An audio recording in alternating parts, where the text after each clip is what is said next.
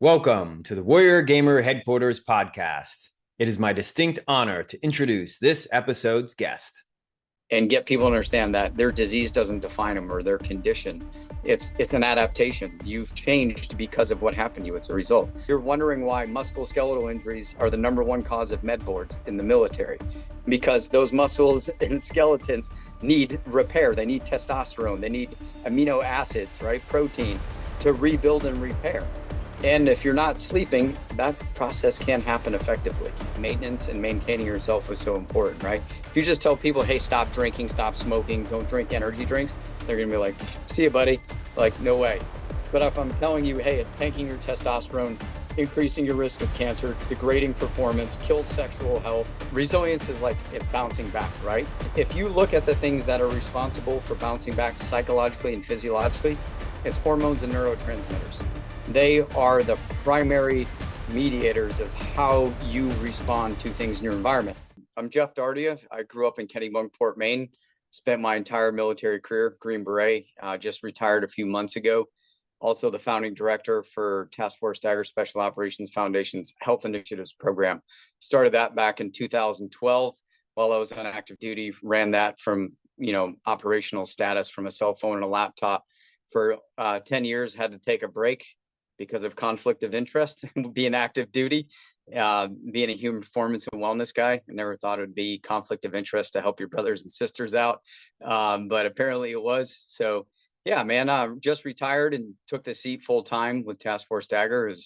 That was my design, what I wanted to do, and be able to take that over active duty. So I feel very fortunate to be able to be in that seat and still working with the community, helping people every single day. So very humbling and grateful to be doing that.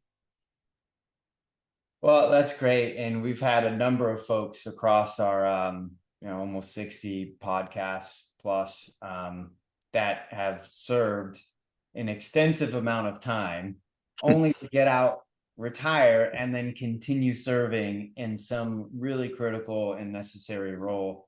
And, I'm interested, like, why don't you just kick up and sit on your porch and like watch the grass grow? Like, this is a big deal too. And we're going to get into what you're doing and what Task Force Dagger does. So yeah, so I mean, there's still work need to be done. There's a lot, with nonprofits, our goal is to work ourselves out of a business so the DoD and VA can get up to speed so we don't have to use donor money to pay for things that health insurance should. We're almost there. My goal was to get it so all the things we did in our program could be done in the DoD and the VA. It's getting there, just like any other bureaucracy. It's getting things through with all the red tape. But right now, we're higher demand now than ever, especially with the wars slowing down, well, stopping in some cases, in our community, feeling the effects of that 20 years and not having the distractions to keep their mind off those things. And now they're home, they're retired with their families, and all the things that were, put on the back burner during combat. So no, our goal was to work ourselves out of a job with our program to get the DoD and the VA to get in there. But like I said, we're busier now than ever. The mental health stuff is the majority of it is. I start off doing like TBI stuff, toxic exposure stuff, and then the trauma stuff, which in our community, it's not what happened in war, it's what happened before joining the military, is what we're seeing a lot of, right? For people to sign up to do a job like this and put themselves in harm's way and basically torture themselves through assessment and selection programs and then be ripped away from their family, you've got to have the ability to problem solve, compartmentalize, and be able to drive through things that most people would never consider doing. And kids who grew up in chaos and the hell, when you give them a map, a compass, and a backpack and tell them to go in the woods and walk around, they do pretty well, right? So it's one of those things now. It's like the last half of your life is figuring out what the first half did to you. And when you don't have all those distractions from war, running and gunning, do all the cool guy stuff, it's like all that stuff that was back there is starting to come out, right? I always talk about the jack in the box. You stuff all that shit in there and compartmentalize, close the lid down, then you go through life. And all of a sudden you come out of the chaos, you get in a calm environment, and all of a sudden, boom, the lid blows open. And all these emotions come out: anger, sadness, guilt, shame, all these things. And you're like, where the hell is this all coming from? I'm an operator. I can't have all these things. Where is this coming from? And it's unprocessed trauma, unprocessed emotions of things that you're not supposed to sit back and process trauma while it's happening. You'll be dead. So it goes in the rucksack and then gets dealt with later. But in some cases, people never slow down enough to do it. And what happens is, it's like, if you don't make time for your health will make time for you, right? Like, that's what happens. And people, the divorces, the depression, the anxiety, the insomnia, all those things are hitting them like a hammer. And it's like, I can't do this anymore. I need to get help. And so that's where we see the most people coming in our program right now. They're at the end of their rope. In our community, we're never the ones to raise our hand and say we need help. We don't self-identify. We don't play the victim.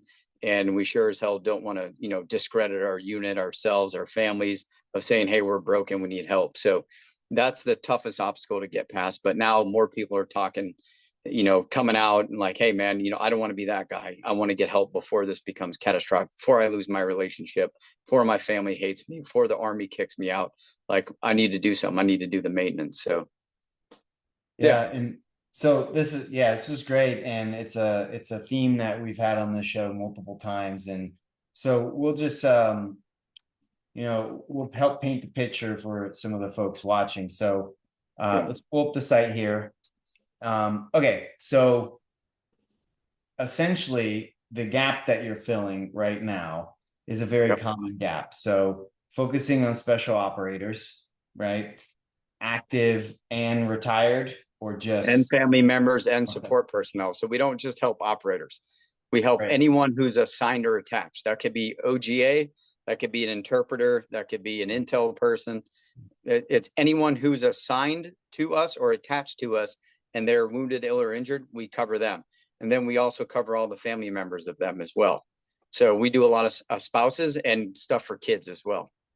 Yeah, that's outstanding. And it's a significant gap. And as you were talking before, is it's an ecosystem. And I think the VA has started to catch up with the support structure of, even though you may have not been kicking down doors, or your spouse or your kids weren't, it doesn't mean that trauma didn't get transferred, to them or to us. So I think these programs and advocates like you and chairman and the board are so pivotal in getting change done at the governmental and federal level. We're seeing the benefits, right? When we first started this 12 years ago, there were only a handful of orgs and they weren't doing the health and wellness stuff. It wasn't until Hunter 7 Foundation came in that anyone else, in Burn Pit 360, that anyone was looking at toxic exposures or anything like that. We were doing KXRF lead testing back in 2013, looking at people's bone lead levels, right? Because of the shoot houses being contaminated and the range facilities. Our dudes were like magnets for heavy metals. And, we started doing that, and it quote, ruffled a lot of feathers, but we were the first ones to start kicking the door down with toxic exposures. Like, everyone knew about burn pits, but burn pits is one exposure. I mean, before we even go down range, we do a massive amount of shooting and breaching. And all those explosives and munitions contain known human carcinogens. And they affect metabolic function. They affect the nervous system, and the nervous system affects how you respond to your environment, right? And so when people are killing themselves or beating up their wives or having all these mental health issues, and we don't look at what's affecting the nervous system, we're missing the mark. So we look at everything in lifestyle environment. That's where functional medicine based program. So lifestyle, environment, and genetics, three, core factors in that. And conventional medicine only looks at diseases. They don't look at people. You get an ICD-10 code, you get a drug that matches that code, your insurance company says yes, it gets paid for, and then you get managed your entire life, managing symptoms with no resolution to health. That goes completely counter culture to what we do in the military with precision targeting, precision marksmanship. Like, everything we do is to reduce collateral damage and save lives. But when it comes to health and wellness and money, it's profit driven, and it's not incentive based to be healthy in our country. A lot of big changes happening right now. Health and Human Services, RFK, like, all this stuff's coming to light. Like, what's causing these chronic illnesses? It's like lifestyle and environment, like stress, toxins, medications, all these things we're exposed to on a daily basis. That's what's affecting metabolic function. It's lifestyle and environment. It's not the disease fairy didn't come down and go, poof, you got this thing. And so there's a big paradigm shift with that, right? The way we're looking at all this, we're looking at the person now, and we're not looking at the problem. So we're solutions based, looking at everything. So when I do consults with people every day, I get their entire history and their timeline since they were born, everything that's happened to them over time, and give it to them in context, right? So they can understand. Like, I'll use an example. I've never been right since this moment, whether it was an IED blast, a divorce, or something happens. That's usually what we see with single event trauma. Okay, PTS, post traumatic syndrome, right?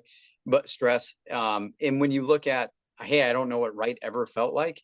I don't have a reference to that because I grew up in hell in a household and then went in the military and went to war for 20 years. That's complex PTSD. Like, people don't have a reference point. So when you explain to their trauma and what they've been exposed to and say, hey, what your experience is exactly what we would expect to see, considering everything that's happened to you, right? So we always like to say it's not what's wrong with you, it's what happened to you, and get people to understand that their disease doesn't define them or their condition. It's an adaptation. You've changed because of what happened to you. It's a result. So, like Viktor Frankl quote, one of my favorite ones is, abnormal reaction to an abnormal situation's normal behavior. And so it takes that stigma off people being broken or having this disease or something that defines them, and they have to deal with it for the rest of their life. There's things you can do, and we're doing it every day. This is like I mean, it's like I helped you write your script, man. Like I am so I'm so sensitive to all of that, and the whole journey through the medical system and the ICD. I mean, I say that so often that it's just like it's a corporation, man. All of it's a business, and they schedule appointments for their quarterly earnings statements. That's why it takes 4 to 5 to 6 or 8 weeks to get a stupid appointment. Meanwhile, if you call and you say you don't have insurance, you can get in the same day. Like Mm-hmm. the whole situation, the whole arrangement, it just doesn't smell right. Yeah. It doesn't pass the sniff Mm-hmm. test for me. And so like I love what you're doing, and I'm curious, like, um, when you get folks in and you're doing like the heavy metal tests and the toxicology and the carcinogen tests and all that stuff, like how do you leverage that? Do you just send them to like a Quest or LabCorp or something? Like how do Um, you get that done? there's two pathways. If you're active duty, you go that route. If you're not active duty or a vet, you go the other route, right? And then in some cases, we'll do both just to confirm, because a lot of times the military will be like, oh, that was a fluke. That lab, they'll tell the civilian labs suck. So I'll use myself as an example. When I went originally to say, hey, I have problems with heavy metals, they wait to test me like 2 years off the range while I was working at the dive locker. And they're like, hey, you don't have this anymore. But luckily for me, when I went through Sephardic, they did blood levels on me when I started and then halfway through the course. And my lead levels by today's standards were 6 times over the threshold. And they were like, oh, yeah. And I was like, but I've never been monitored since I left that school. And I've been working in the same environment since. I was an instructor, a cephalic instructor working in the shoot houses. And so that's why I learned about lead exposure. It wasn't just lead. Lead wasn't even the most deadly heavy metal in our munitions and explosives, but it was the easiest one to find in the body because your body thinks it's calcium. So it stores in your bones and your teeth, and it'll be in there for minimum 10 years up to life. And so I was like, I know I've been exposed to it. I know it's in my environment. It was in my blood. It has to be in my bones. So I learned about Mount Sinai, where they do the bone lead testing. Called up Doc Todd up there, Andrew Todd. I was like, hey, man, I'm a Green Beret down here in Fort Bragg.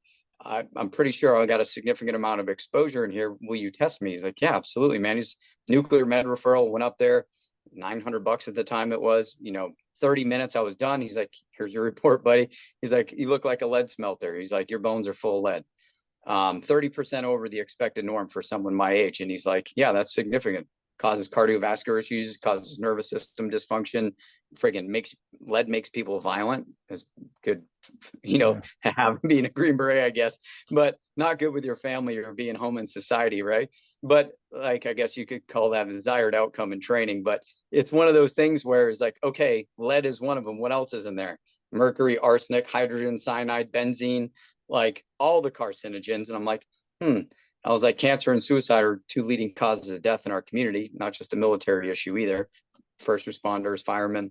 Like, it goes back to the lifestyle and environment. If we work in an environment full of known human carcinogens, then it's going to increase your likelihood of getting cancer, right? It doesn't guarantee you, but you're doing that damage to the DNA and the RNA. So it's like if I threw someone in a fire, what happens?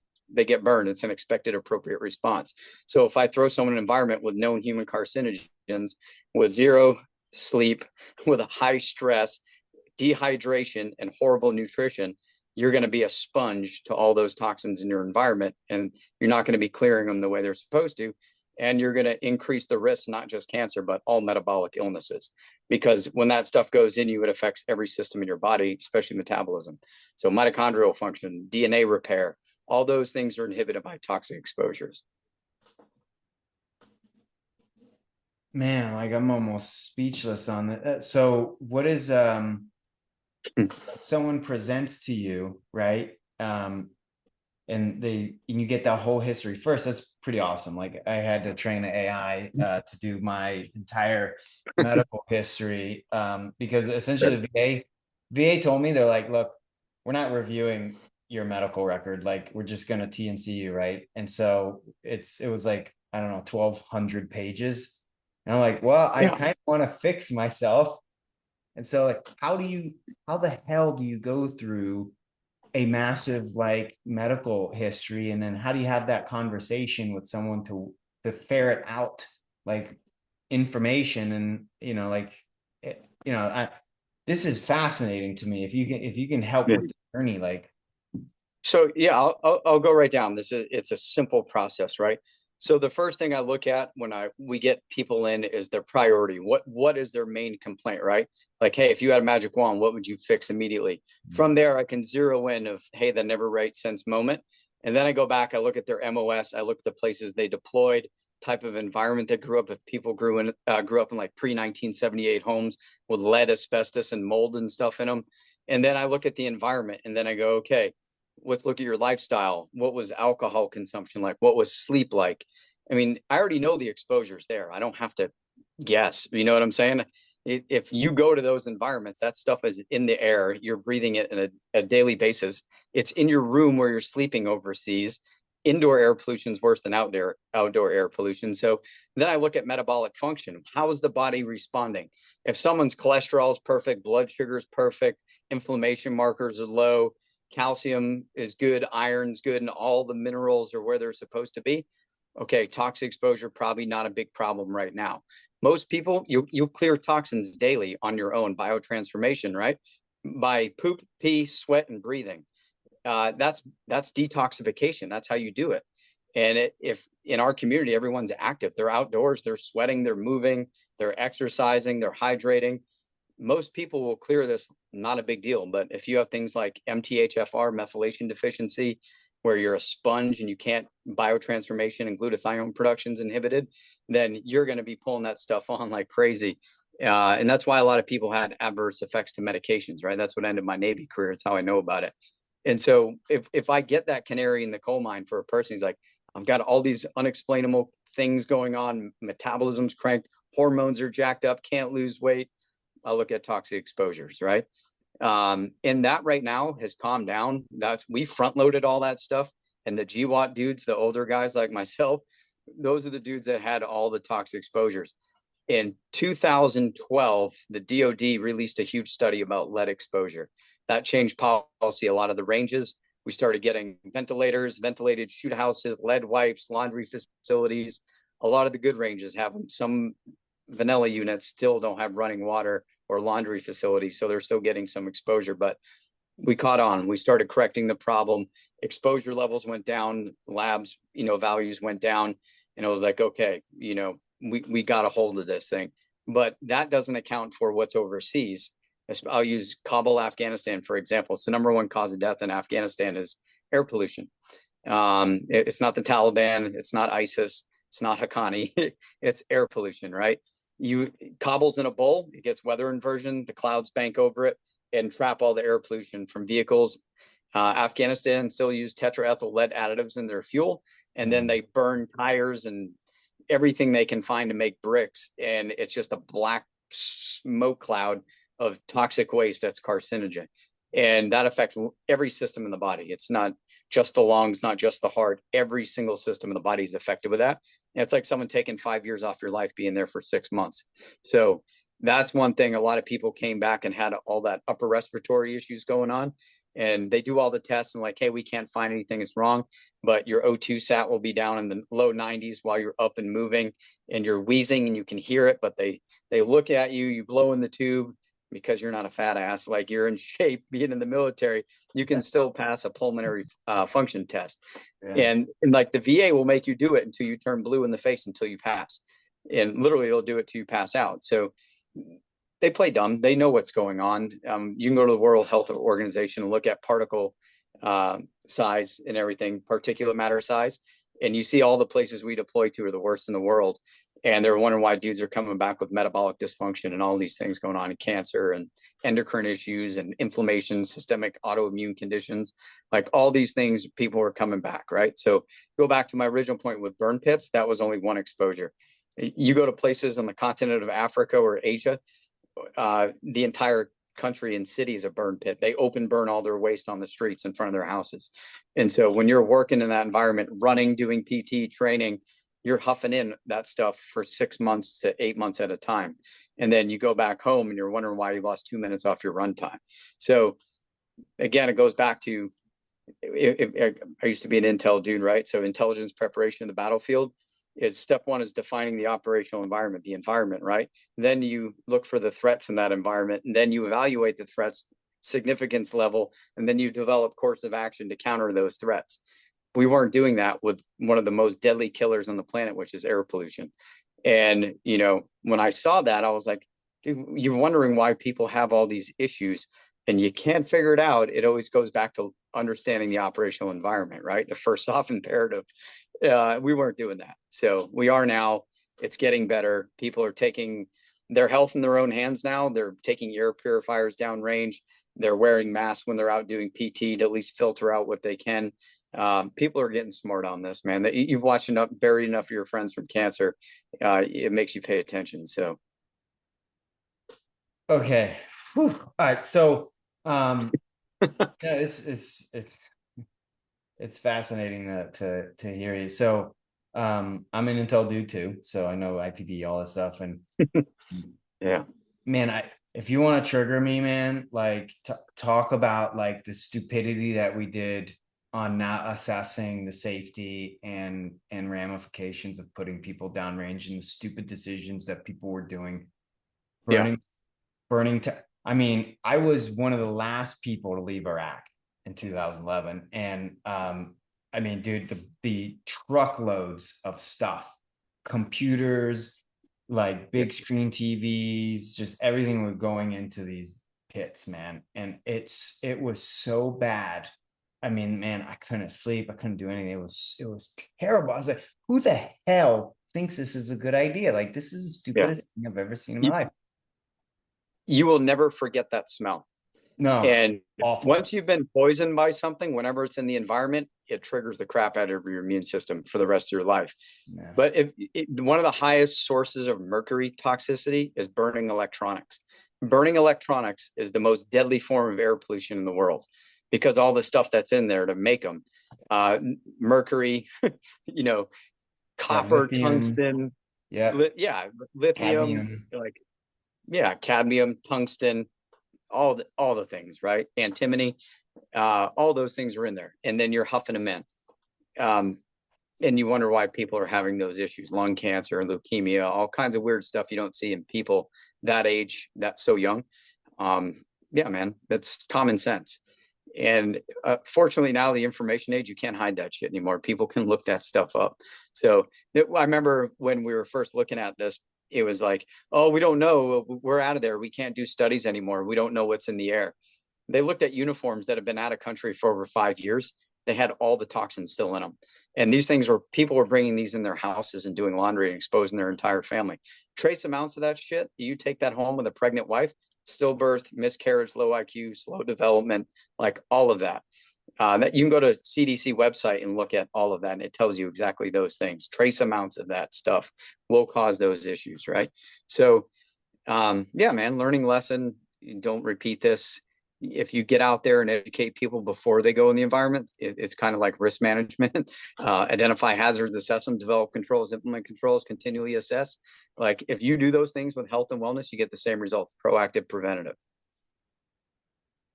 So, I'm curious too, like, I mean, there's millions and millions, maybe even a billion people sitting Yeah. around the planet. Just, I mean, they're not deployed military members, right?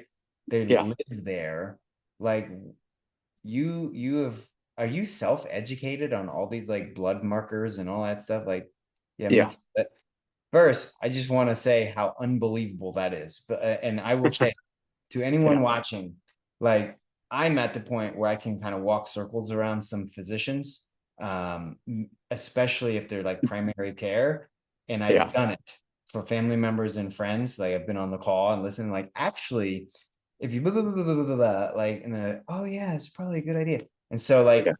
it's an extensive amount of work that you did.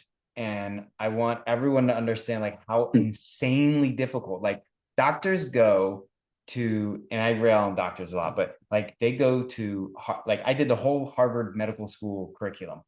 And you're right. Symptom present, ICD, prescription, drug interaction, like the Yeah. entire school, right? And then Yeah. how long did it take you to get to a point where you could be confident where someone would present, you run some blood panels, and you're like, dude, like I got 80% solution, right? Like how long It did took it take you? less than 6 months. Less Yeah, than 6 months. it's Yeah. insane how actually easy this is. Go back to your military training, right? Like mission analysis. Yeah. Just apply that to health and wellness. It's the same thing. Look at MDMP. I call it the medical decision-making process. Identify problems, look for root causes, do the course of action development, which one you think is the highest likelihood of, right? Prioritize it, categorize it, troubleshoot it, and then attack it, right? And then if it works, hey, we're good.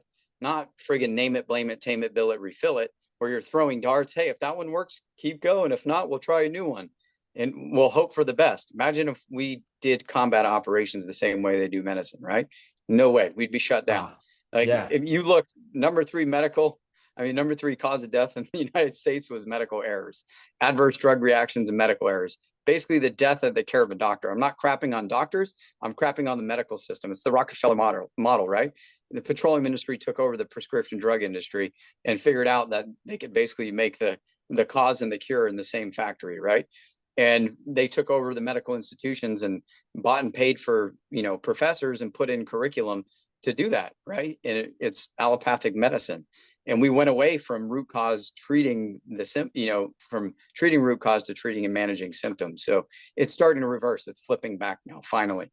Enough people have been affected by this system. Imagine if the airline industry killed over 300,000 people a year. No one would ever fly, right? And so look at the medical industry, like how many people die of medical errors from a trained licensed provider. That's insanity. And the fact that, it's like, oh, we can't save them all. Yeah, I got it. But what we can do is use a little bit more better judgment with that as far as pharmaceutical based, right? I'll use SSRIs as an example. Like how many people you think get put on SSRIs saying, hey, this will help you. It's a tool. It'll get you past this. In most cases, yeah, it can help people, but they were never meant to use long term. They never knew how they really work. They're just figuring that out now, right? But one of the most common side effects of those things is suicidal ideation. So you have a high risk population for suicide. You're putting them on a drug, which can cause suicidal ideation. And you're wondering why suicides are skyrocketing in the military, not just the military either. It's civilian population as well. But it's like, come on, dude, where's the common sense in this, right? Like, I'll never forget that when they tried to put me on effects on SSRIs. And I told them all the symptoms I had. It was exhaustion. It was cortisol was tanked. Testosterone was tanked, full of inflammation. Thyroid was jacked up, full of toxins. Like, I'm like, hey man, can you tell me what some of these symptoms are? Weight gain, sexual dysfunction, brain fog, suicidal ideation.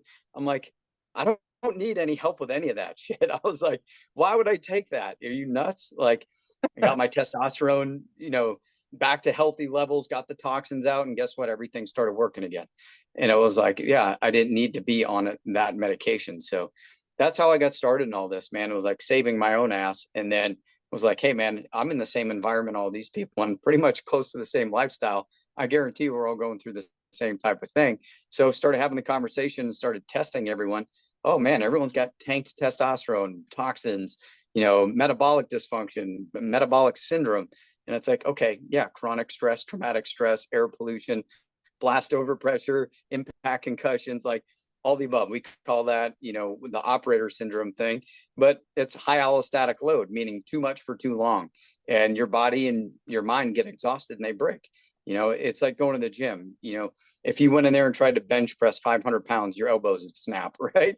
Like, but if you built up to that, which is resilience, you can handle that load.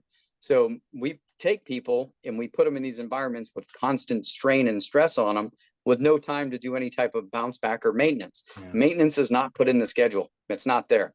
So we break people down all day long at work and PT. That's where we do all the damage, right? And then at home in the bedroom is where you do all the repair in the building. And if you're not sleeping and the military only says, 4 hours a night is fine, then you're wondering why musculoskeletal injuries are the #1 cause of med boards in the military, because those muscles and skeletons need repair. They need testosterone, they need amino acids, right? Protein to rebuild and repair. And if you're not sleeping, that process can't happen effectively. And so you add caffeine on top of that and energy drinks and pre-workout. Now they're finding out that it can 90% impact on muscle development and repair. That just came out this year. And we lived off Red Bull and friggin' Rip Its. You know what I'm saying? Like, imagine where we could be if we had the stuff to repair and rebuild us, right? Yeah. I mean, like when I was a commander of the line of remotely piloted aircraft, like we had to sit and stare at the screens 24/7, unblinking all the stuff, and I would look on the line and just see all like Red Bull, Monster, and I actually like had to order. Like I did an order. You are not allowed to drink any of this shit, because I just knew. And we had people, their teeth were falling out. They were drinking 6 of these a day. And the dentist said, okay, I'm writing you an order. Like you are ordered. You cannot, like, can't drink this shit anymore. No. I was like, why don't we have anything that is like the elite people have? Like, this is Ken Krigland. That's called Modafinil. That's called Provigil. Yeah. Some of us got that in Afghanistan. It's just like as an athlete, I was competing. I was trying to make the Olympic Games. I learned all the secrets, like, and the military had none of this stuff. Like, where's our athletic trainers? Where are actual real, not like the nutritionists that we had, like these people that I had met, they were just, I was like, what are you talking about? They don't even know what they're doing. And like some milk and dairy. And no. So like I knew all of these secrets, that these elite athletes had. And I'm like, why don't we have, where are our coaches and where are our mentors and like all this stuff? And there's nothing. Where's our biometric data? Where's my HRV? Like come on, people, like, oh, it's so frustrating to me. It's going there now, man. Like Uniformed Service University, USU, Total Force Fitness, H2F.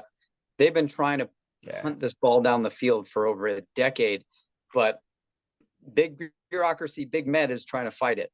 They don't think we need it, and they don't want people to talk about these things, and they don't see the value of these things. They tell us we're not pro athletes. Trust me, we know we're not getting treated like pro athletes, right? But I'll say what, man, is that right now we're losing qualified bodies, just societal. This is a national security issue because of obesity, because of low IQ, because of criminal records, drug use.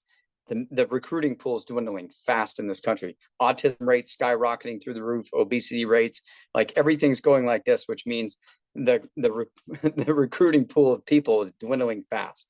It's doing the adverse, right? So as those things go up, the bodies get less. And we're going to be at an inflection point here where they're going to have to do that. They're going to have to implement health and nutrition into that, right? And that's there. Uniformed Service University is doing that. They're trying to push that ball down the field, but they keep getting smashed in the face, whether it's cutting their budgets, hiring people or whatever's going on. It's not getting there fast enough. But the units do have H2F reps there. They just got rid of I want to say strength and conditioning coaches. They're pulling where athletic trainers, they're pulling out ATs. They're pulling out of big army, yeah, because of the budget, which is it's horrible, man. They shouldn't be doing that. But again, they weren't being utilized properly, so the commanders didn't see the value in it. But that's because they didn't have an education campaign to show you why maintenance and maintaining yourself was so important, right? If you just tell people, hey, stop drinking, stop smoking, don't drink energy drinks, they're gonna be like, see you, buddy. Like, no way.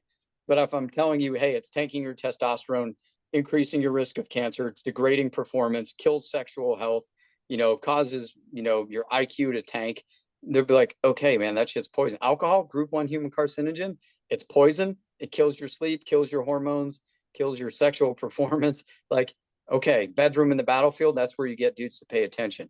But if you just tell them, hey, don't do this, that never works. We all know what don't do means in the military. It means do more of it, right? So it goes back to common sense, man. Education drives the train on all this. If you don't see the value, what's in it for me? Why does it matter? You're not going to change. It's got to be intrinsic. And if you can show people the value of why doing maintenance is, crucial, they're going to do it. They're going to take, and then it's like when all the cool kids are doing, everyone else is going to jump on board, right? That's why in special operations, we had our Thor program, which turned into a human performance and wellness program. That's where I finished my career, is that, my job was to educate people why to utilize this program, because we had a massive underutilization problem. But once people figured out, they're like, oh shit, I had no idea I could use that proactively and, to get in there and make myself more resilient, not just repair myself after an injury, right? And everyone always thought those programs were for people who got hurt or injured. And it's not. You can go in there and do we call prehab, right? You do the preventative maintenance, then you don't have to get injured, right? You can reduce the chances of getting injured. So I'm a huge proponent for all that. That's what I preach is self-care, doing the maintenance and getting ahead of this. Don't be a victim of your circumstances. Do you have a call sign or a nickname or something?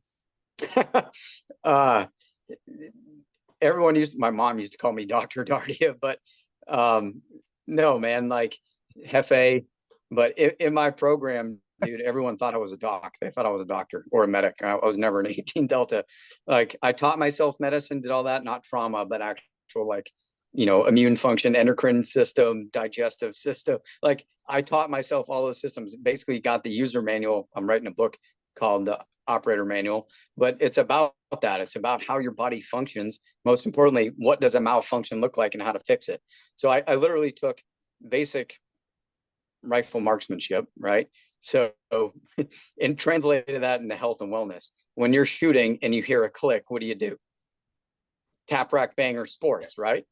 So that's an immediate action drill. There's no thought involved in whatsoever. When there's a malfunction, the first thing you do, the target's far away, you transition, right? Like if you have time and cover, but if not, that, hey, I need to fix this as fast as humanly possible and get the gun back in the fight. That's what we should be doing ourselves. When we identify a malfunction, we say, okay, this is what I need to do to fix it. And if I do everything I'm supposed to and it's still not fixed, then it's, hey, man, this thing's broken. I need help. I literally broke it down into Army sustainment, which is 2-level maintenance. Level 10 maintenance done by the individual in the field, right? Hey, I'm doing everything I'm supposed to. It's working. I don't need a higher echelon of care. And then, hey, I'm doing everything I'm supposed to do and I'm still malfunctioning. I need a higher level of care. Right. And that's when we send people into the polytraumas, the NICOs, the STARS, the PrEPs, the home bases, the Marcus Brain Institute, the Shepherd Center, all those places. That's where they get that level 20 care. We pull them off the line, we get them in, we put all resources to them, we get them back. And if they're good, we send them back to a team. If not, we give them a little bit of time to transition to something different. And if that means a different job within the community, awesome. But most dudes don't want to get ripped out of their lifeline, right? Their community, their tribe. But if they have to get ripped out, we give them at least minimum 18 months to, hey man, find my new mission, purpose, and focus, get some education in me, get set up for an internship or skill bridge or something. That's why I started the transition program, the meta transition program, because that happened to me in the Navy. That was my learning lesson for all of this. That's how I got started in health, because of a medical discharge out of the Navy. So I didn't want to repeat that process. So I did 24 years in after coming in the Army as an 80% disabled vet. So that's testament to being able to do that, right? I'm 48 now. When I came out, I just retired 2 months ago. So 46 years old, came in as an 18 X-ray at 26. So, well, yeah, man. It's killer. So like, okay. So last kind of moderately unrelated question, but actually, so if someone's watching and they're like, shit, man, like I should probably get tested. Like, what's going on? So Yeah. should they just go online, get a toxic metals test, or like what would be kind of like a step that you would recommend? So the first thing to do is establish primary care. Get with a physician that can order labs, right? But the big thing is you have to have the why, the justification. And that comes back to SF 600s, exposure memos. Basically, I used to tell people to create a baseball card, and it was their medical history with a timeline and all their significant medical conditions they got going on, and it's chronological. And so a medical provider, you only have 10, 15 minutes. What are you going to do, right? One problem at a time. And that's why we use functional medicine, because your first appointment is 3 hours, right? 2 to 3 hours. And so I'll try to get them to a functional medicine provider by, with, and through TRICARE with insurance, right? If they're vets, then we have a couple organizations we work with to get people, we'll cover them to do a functional medicine uh, consult and get into a program if they need it. But right now, their labs are so cheap through like LabCorp, Quest. Functional health is a huge one. Like you get over 140 to 160 biomarkers for like $500 a year.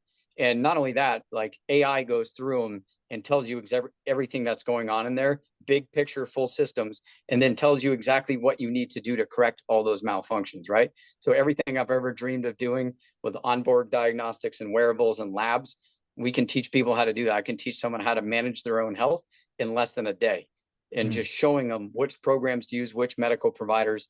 I'm not a doctor. I'm not giving you medical advice. I'm connecting you with the doctors that do that type of medicine. I am a recovery care coordinator. I'm a functional medicine certified health coach. So I can look at them, get their story, get their history, show it to them, and show it to their medical provider and say, hey, man, this is what they got going on, big picture. So instead of being a super specialist, I'm a super generalist. I see big picture. It's like everything we do in SF. Okay. So good. That's good. So distill it down. Hey, got concerns. Actually, I think everybody should be getting this test done, right? I mean, like Yeah. symptoms, I believe, are extreme lagging indicators, and they take a long time for you to feel something, or you're like in concern. It could take a friggin' decade for someone. Meanwhile, Yeah. all that crap is floating around causing damage. Yeah. Okay, and then so what do you think about, like, I mean, the billions of people around the planet that are just like, this is their normal living situation, Yeah. like what, Uh, uh, like, yeah. I'm going to go back to resilience, right? So resilience is like it's bouncing back, right? And if you look at the things that are responsible for bouncing back psychologically and physiologically, it's hormones and neurotransmitters. They are the primary mediators of how you respond to things in your environment, psychologically and physiologically, whether it's the weather, whether it's an immune attack on your body, or if it's someone stressing you out or trying to kill you. Hormones and neurotransmitters control all that. So when people are saying, hey, I'm not bouncing back psychologically and physiologically, what should you probably look at? the hormone levels, right? Okay, And, is I that mean, is that part of your standard physical test to look at hormones? not at all. Hell no, right? Nope. So if I got someone who's presenting with depression, fatigue, sexual dysfunction, weight gain, anger, insomnia, I'm going to look at the things that control all of those things, right? I'm not going to say, hey, that sounds like depression. Here's an SSRI. I'm going to look at the things that are responsible for mood regulation, for behavior, for body composition, for sexual function, which are hormones and neurotransmitters. And so my big fight was to make that standard for every physical that we do in the military, right? Baselining. So when you come on board, come through MEPS, we get a snapshot where you're at right there, right? And then we trend you over time. Unless you go into special operations or aviation, you're not going to get flight and dive physicals like we have to get. You're going to get your entry physical, and then every time you have to go through a school or you get over 40, then you're getting looked at. We say humans are more important than hardware, but how often do we get That's checked not compared to our true. hardware? You Yep, know what I'm that's saying? not true. No, total bullshit, right? Yeah. So, yeah, so we know that, right? So we say it, but we don't do it. So why wouldn't we monitor and look at are humans to see if they're malfunctioning. Without me ever going to a psychiatrist, I can look at someone's lab, right, and show them if they're bouncing back psychologically or physiologically through blood biomarkers and wearables, heart rate variability, sleep, right? If I look at someone's sleep, look at their heart rate variability, and then look at their hormones, I can tell you immediately, without them telling me a word, exactly what they're going through, right? To a T. Yeah. Like, hey, man, I bet you have X, Y, and Z. It's the operator syndrome stuff, right? But that's exhaustion. That means you're not bouncing back psychologically or physiologically, right? And so that's free chicken, man. Why wouldn't we do that? And well, I can tell you why they don't do it, because then they're liable for it. But we'll save that for another day. Yeah. Yeah. Who are you working with the administration or with the department right now to like institute this like mandatory labs and sampling and all that stuff? Like, So there's legislation getting pushed right now for doing all that. Like we did a lot of advising through our program, and a bunch of other nonprofits. We all, teamed up and pushed this stuff. It was in the NDAA, like, hey, for brain health and stuff, looking at neuroendocrine dysfunction. So all that stuff's getting pushed up. It's just from flash to bang, from an idea to implementation is usually 10 years. And so we've probably got another 5 years to go before we see this as standard practice. Yeah. interesting. Doc, dude, great interview, man. Like, what you're doing is probably the single most important thing that's going on or that needs to happen, not only for society, but within the Department of Defense. And if we could do this right, we could get back to the 80s and then all the way back into the 40s, where the Department of Defense was leading innovation.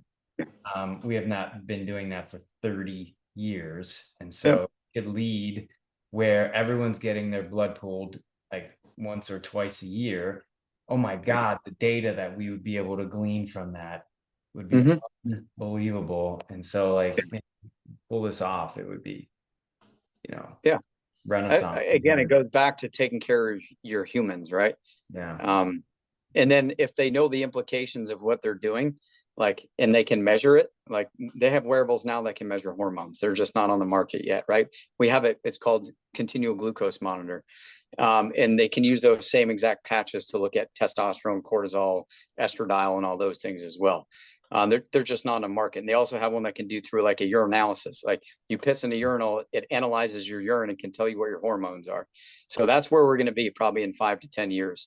So yeah, so it's going to be pretty rad. But again, there's things you can do right now. I've tested all the wearables, use them, and see which one's reliable. And then, I don't live on, I'm like, oh, I can't go do all these things because my watch tells me I can't. It's just, are they all saying the same thing? Are there patterns of dysfunction being identified? And do they need to be intervened with medicine, right? But, I don't need a watch to tell me I slept like shit. I can wake up and tell you that. But I can tell you if I have REM disorder, if my sleep patterns are off, that can tell me something else is going on. If my heart rate variability goes into the teens, all of a sudden I know I'm getting sick, or, my wife cheated on me or something. I'm not married, but I'm just using that as an example. But like your body will show, your body keeps the score, right? Your body doesn't lie. So when you're looking at biometrics, they're not bullshitting. So why wouldn't we do it? We have it for our cars, our computers, and everything else. Why wouldn't we have onboard diagnostics for ourselves? I love it, dude. I absolutely love it. Okay, so if someone wanted to reach out to you, I showed them the website, but if you need support or people want to volunteer or what have you, how can they get a hold of you and the organization? Yeah, you can go to taskforcedagger.org, or you can go to my LinkedIn, just type in my name. If you Google my name, you'll see all the articles I've done and podcasts about all this stuff. I'm developing a website right now. I just haven't had time. I've been on the road for the last 2 months. So eventually I'll have a website up with all my references and resources. My big thing is giving people the instruction manual of how to take care of themselves, advocate for themselves, what right looks like, what type of medical providers to use or programs, that type of stuff, right? VA actually has everything you need. It's just how to navigate it. It's like the Legend of Zelda. Until you figure that thing out, you're going to be lost. But once you can get some good systems in place, they actually do have a ton of resources, great programs. Some of the best programs have been through my life or the VA, the polytrauma center. So the VA does do good stuff, man. It's just learn how to use them. Well, cool. Well, Yeah. I appreciate it. I'm honored to have your presence here. And man, this was like a huge informational interview. And folks, probably you could have saved someone's life here over the next months, weeks, years. So I appreciate you taking time out of a busy day. It took Yeah. us a while to synchronize calendars here. As you can see, he's Yeah. in someone's attic in Maine, filming for us on like Starlink Wi-Fi. So he's making Yeah. it happen, and we appreciate that. So Yeah, Kim. And I was going to tell you on Instagram, soft_health_initiative. So find me on Instagram. I got a public page there as well. So I put up all the latest and greatest information, health and wellness related. wonderful. Yeah, my awesome editor. Hopefully she'll be able to find all that stuff. She'll put it in here and in the show notes. So thanks All right, so brother. much. I appreciate it. And Warrior Gamer Headquarters podcast out.